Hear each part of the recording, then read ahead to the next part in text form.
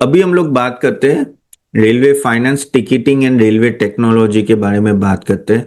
और उसमें हम लोग बात करेंगे IRFC, IRCTC, BEML, Kernex micro system and HBL engineering. Okay, तो इन सब में से आपके पास कौन से स्टॉक है? Type in the chat box. यहाँ जो भी बात हो रही सिर्फ आपके नॉलेज के लिए, यहाँ कोई रिकमेंडेशन नहीं है। हम जो रिकमेंडेशन देते हैं वो हमारे स्मॉल केस में देते हैं। If you want you can visit our website ca.smallcase.com and you can go and check it out. काफी अच्छे परफॉर्मेंस है। You can check it out and 500 plus GST से स्टार्ट होता है। और large cap, mid cap, small cap, even segment wise हम लोग सब नो टाइप के स्मॉल केस है और मॉडल पोर्टल जिसमें आप एनरोल कर सकते हो। अगर ये सब स्टॉक्स की बात करें तो ये स्टॉक्स भी काफी नीचे आए हुए, ये सभी स्टॉक्स नीचे आए हुए। अगर हम लोग आईआरएफसी की बात करें तो रेलवे फाइनेंसिंग में है, आईआरसीटीसी टिकटिंग एंड टूरिज्म में है, BEML metro and rail coaches में है, कर्नेक्स कवच सिग्नलिंग में है, एचबीएल इंजीनियरिंग कवच और रेलवे इलेक्ट्रॉनिक्स में। कवच क्या है? कवच बेसिकली वो इमरजेंसी जो ब्रेक लगती है रेल में, और वो तो वो कवच कहते हैं। अब उस पर फोकस काफी है। तो अगर आप देखो आईआरएफसी फाइनेंसिंग करता है, रोलिंग स्टॉक फाइनेंसिंग, यानी कोचीज हो या आपके नो डिपार्टमेंट्स हो या and all that no in railway में, तो नो उनको फाइनेंसिंग करता है। IRCTC ticketing and all that. BML metro coaches rail equipment बनाता है। कर्नेक्स आपका ट्रेन प्रोटेक्शन सिस्टम है और एचबीएल भी सिग्नलिंग और इलेक्ट्रॉनिक्स है। कर्नेक्स और एचबीएल इंजीनियरिंग में अभी गिरावट क्यों आई थी? क्योंकि कहीं ना कहीं वो लोग या तो ऑर्डर नहीं मिला, और वो सब के वजह से ना आपने देखा होगा कि एक अच्छी खासी गिरावट आई थी। अब आईआरएफसी तो एक तरह का एनबीएफसी है, तो फाइनेंस, पहले हम लोग आईआरएफसी की बात कर लेते हैं क्योंकि वो थोड़ा अलग है compare to all this four companies. IRFC NBFC है जो फाइनेंसिंग करती है, और ऑफ कोर्स मोनोपोली लेंडर है। यानी अगर रेलवे में कुछ भी नया प्रोजेक्ट होगा तो आईआरएफसी आपको नो कहना है फंडिंग करेंगे। ऑफ कोर्स ये स्टॉक अच्छा खासा नीचे है, लेकिन जो सबसे बड़ी समस्या है, coming to the point directly, कि उसका फोकस सिर्फ रेलवे पे है। अगर रेलवे नहीं चला, रेलवे का ग्रोथ ही अगर 5% रहेगा, तो आईआरएफसी की फंडिंग कैसे 16% से ग्रो होगी? एक सिंपल सी बात है। तो आईआरएफसी को कहीं ना कहीं आउटसाइड रेलवे फंडिंग करना पड़ेगा, जो अभी वो लोग स्टार्ट करने वाले हैं, जो अभी स्टार्ट करें। लेकिन अभी भी हमें पता नहीं क्या वो एनपीए कंट्रोल में होगा कि नहीं। अभी तो क्या है, रेलवे है तो एनपीए तो कंट्रोल में होगा। रेलवे में खुद की कंपनी है, ठीक है, रेलवे की कंपनी गवर्नमेंट ओन्ड है, तो वहां डिफॉल्ट के चांसेस बहुत ही कम होते हैं। लेकिन वो जैसे ही डाइवर्सिफाई करेगा, क्या उसका लोन ग्रोथ सही रहेगा?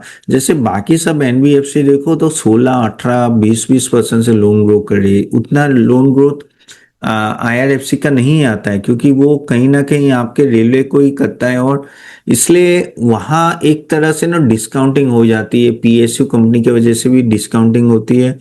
मार्जिन प्रोफाइल हाई रहता है, इसका ग्रोथ विजिबिलिटी भी है। लेकिन ग्रोथ विजिबिलिटी यानी रेलवे में, लेकिन अगर आपको higher price to book value चाहिए तो आपको ना उस तरह से परफॉर्म भी करना पड़ेगा। जबकि एक काम करते हैं, मैं आपको स्क्रीनर में दिखाता हूँ आईआरएफसी के डेटा। तो वो so if you see IRFC, जैसे मैंने बोला आपको कि ऑफ कोर्स ये स्टॉक देखिए बहुत अच्छा खासा नो नीचे आया हुआ है। ये टॉप आपका ऑलमोस्ट 217 गया था, अभी तो ऑलमोस्ट 100 के नीचे है। तो ये स्टॉक ऑलमोस्ट 61% डाउन है। अभी इसका अगर मैं आरओई देखूं, तो just to show you here, ये रहा 12 का आरओई है। अगर आप कोई भी एनबीएफसी को देते हो तो आरओई और आरओए देखना है। 12 का आरओई है एंड आरओए 1.39, यानी डिसेंट है, डिसेंट है। एनपीएस कंट्रोल में है। लेकिन यहाँ देखिए आपका sales growth and all that देखिए 0.49, 3 साल का sales growth 4। Okay, and profit growth थोड़ा मैं यहाँ करता हूँ तो आपको पता चलेगा मैं क्यों आपको बोल रहा हूँ कि इसको क्रेडिट ग्रोथ करना पड़ेगा। आप देखिए पीएफसी हो, आरईसी हो, हुडको हो, ये सब का देखिए 3 साल का सेल्स ग्रोथ देखिए 14, 14, 22, ठीक है। प्रॉफिट ग्रोथ देखो 17, 13, 33, और इसका देखिए आप 4.5, 3.42। क्यों? क्योंकि आप सिर्फ रेलवे को ही फाइनेंसिंग करते हो, और रेलवे अगर 5-6% का ग्रोथ होता है तो ये कैसे होगा? एग्री और not, then just type A4 agree in the chat box, what I am trying to convey. इसको बाहर जाना पड़ेगा, अगर वो बाहर नहीं जाएगा तो इसको वैल्यूएशन नहीं मिलेगा। अभी तो मैं अगर करंट CNP नहीं, इसको प्राइस टू बुक वैल्यू देखना पड़ता है जब भी आप कोई NBFC देखते हो, तो 2 का प्राइस टू बुक वैल्यू है, यानी हायर साइड है, सस्ता नहीं है ये स्टॉक। ओके, ये बिल्कुल भी सस्ता नहीं है। 2 का प्राइस टू बुक वैल्यू, यानी अगर आप देखो तो पावर फाइनेंस 1 के प्राइस टू बुक वैल्यू पे चल रहा है, REC 1.16, हुडको 1.7, तो इन सबसे ज्यादा IRFC को हो रहा है। मेरे हिसाब से ये ग्रोथ में ये वैल्यूएशन हायर है।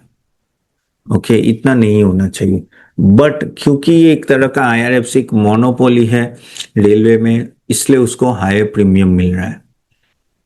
अभी वो बात करें डाइवर्सिटी, तो डाइवर्सिफाई होके किस तरह से वो लोन ग्रोथ करेंगे और NPA किस तरह से कंट्रोल करेंगे, उस पर ज्यादा देखना है। करेक्ट। अभी हम लोग बात करते हैं बाकी सब कंपनीज की, जैसे IRCTC एंड ऑल। अभी IRCTC की बात करें हम लोग, देखो ये सभी स्टॉक नीचे हमें पता है, BEML ले लो, कन्नेक्स ले लो, IRCTC, HBL, सबके अलग इश्यूज है। IRCTC का प्रॉब्लम क्या है कि वो भी डायरेक्टली रेलवे रिलेटेड है। अब रेलवे का टूरिज्म अगर 5 से 7% से बढ़ेगा तो टिकट सेल कितनी बढ़ेगी? उतने उसी रेट पे बढ़ेगी, ज्यादा नहीं बढ़ेगी। हाँ, उसमें आपका कैटरिंग का बिजनेस हो गया, बॉटल बॉटल का होता है, जैसे रेलवे नील नीर है जो mineral water and all that, हाँ वहां से थोड़ा मार्जिन आ जाता है, लेकिन फिर क्या? तो आप समझ रहे हो कि ऑलमोस्ट हमें पता है कि रेलवे में सब अभी ऑनलाइन टिकट से लेते, तो उसका भी एक सैचुरेशन लेवल आ जाता है।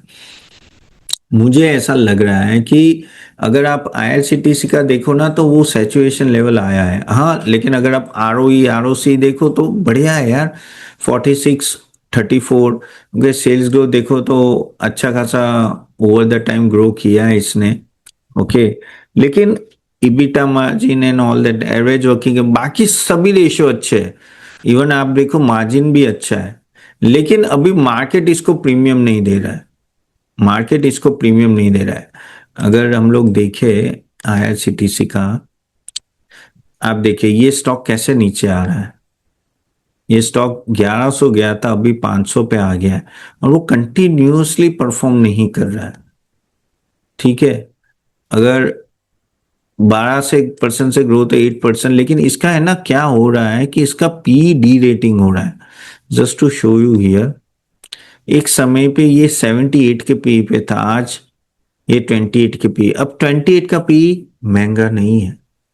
ओके, शायद 25 के आसपास इसका अल्टीमेट हो जाएगा, लेकिन महंगा नहीं है। लेकिन क्या ग्रोथ विजिबिलिटी है?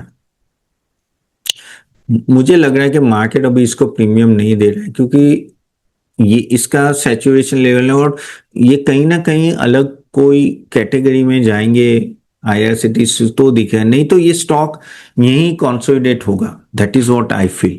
ओके, और एक BEML की बात करें तो BEML भी अगर आप देखें तो ये भी रिकवरी है, लेकिन PSU है। ठीक है, सेल्स ग्रोथ, इसका प्रॉब्लम क्या है कि इसका ग्रोथ ही नहीं है, 4% का ग्रोथ है। ठीक है, और that is very less, that is very less. और अगर हम लोग BEML की बात करें तो जस्ट अ मिनट, यहाँ अगर आप देखोगे तो BEML भी अगर 5 साल की बात करें तो इतना इनिशियली बढ़ा, 2024 में अच्छा खासा बढ़ा है 600 से 22। अभी वो कॉन्सिडर ये अच्छा खासा बढ़ गया, देखिए ये बहुत ही अच्छा बढ़ गया अभी। उसके वजह से इसका पी देखो कहाँ आके रुक गया है, 105। बहुत महंगा है, बहुत महंगा है ये। ठीक है, नॉर्मली आपको इतना दिखेगा नहीं। आप देखो, ये देखो पी देखिए आप, 48 का था, आज 105 में। आई थिंक ये प्रॉफिट गिरा ना, इसलिए हुआ है। ये जो लास्ट टाइम ये मार्च क्वार्टर का रिजल्ट बहुत ही खराब आया इसका, आप देख रहे हो यहाँ, लास्ट क्वार्टर 288 था, अभी 180 आया। तो ये प्रॉफिट ग्रोथ, प्रॉफिट नीचे है, इसलिए आपका पी रेशियो बढ़ चुका है। ओवरऑल देखे तो 3 साल में 4% का सेल्स ग्रोथ है, कंपाउंडिंग ग्रोथ -2 है। तो आपको लगेगा कि यार सेल्स ग्रोथ नहीं है, प्रॉफिट ग्रोथ नहीं है, तो ये स्टॉक भाग क्यों रहा है? इसको ज्यादा प्रीमियम मिला है, ठीक है, इसको ज्यादा प्रीमियम मिला है। ये देखो पी एक्सपेंशन हुआ है, अदरवाइज प्रॉफिटेबिलिटी का एक्सपेंशन नहीं है, इसलिए ये स्टॉक बहुत ही महंगा हो गया। इस लेवल पे तो नहीं ले सकते। 105 के लेवल पे कैसे टिकेगा ये? कैसे टिकेगा मुझे नहीं पता, क्योंकि जिस तरह का आप देखो profit loss, profit loss, profit inconsistency है, ठीक है, नो डाउट जिस सेगमेंट में वो अच्छा कर रहा है, लेकिन कंपेरेटिवली इनकंसिस्टेंट इन प्रॉफिटेबिलिटी होती है ना, तो ऐसा लगता है कि कभी भी गिर सकता है, and that is the company we should not go. Okay, अब हम लोग बात करते हैं बीएमएल की, तो बात की, अभी कौन सी कंपनी थी? कर्नेक्स। कर्नेक्स माइक्रो सिस्टम की अगर हम लोग बात करें तो इसका भी आप देखें तो अच्छा खासा भागा ये, करेक्ट। अभी थोड़ी प्रॉफिट बुकिंग आई है, लेकिन वही है, कवच, कवच के वजह से अच्छा भाग रहा, अच्छा भागा। 41 का पी है, ठीक है। अगर मैं इसकी profitability growth and all that भी देखूं तो बढ़िया है, बढ़िया है, क्योंकि इस पे फोकस होने वाला है। दोनों, एचबीएल इंजीनियरिंग हो या कन्नेक्स हो, ये दोनों में फायदा क्या हो रहा है कि इस पे गवर्नमेंट का फोकस है, क्योंकि जिस तरह से हाँ, डिफेंस में भी है, माइकल पिंटो दोनों में, बीएमएल दोनों में, डिफेंस में भी है और रेलवे में भी है। तो मेरे हिसाब से कन्नेक्स और एचबीएल इंजीनियरिंग में ये जो कवच का है ना, कवच पे गवर्नमेंट क्यों फोकस करे? क्योंकि बीच में जो ट्रेन एक्सीडेंट हुए ना, उसके बाद एक मिशन है कि भाई जीरो एक्सीडेंट होना चाहिए पूरे साल में, इसलिए इमरजेंसी ब्रेक और उस पर काफी फोकस आ रहा है। और कहीं ना कहीं अगर आप देखें तो ये स्टॉक ने जबरदस्त परफॉर्मेंस भी दिया, 3 साल में 92%, एक साल में ये डबल हो गया, यानी जबरदस्त भागा है, जबरदस्त भागा है। सिमिलरली अगर हम लोग एचबीएल इंजीनियरिंग की बात करें, एचबीएल का I think if I am not mistaken, इसको वो जो मिलने वाला था कवच का कॉन्ट्रैक्ट वो मिला मिला नहीं, 1,000 से ये डायरेक्टली आपका देखो 600 के आसपास गिरा है, लेकिन अभी वापस 700 के आसपास है। अभी देखना पड़ेगा कि क्या इसको अभी वापस मिलने वाला है कि नहीं कॉन्ट्रैक्ट, वो हमें थोड़ा देखना पड़ेगा।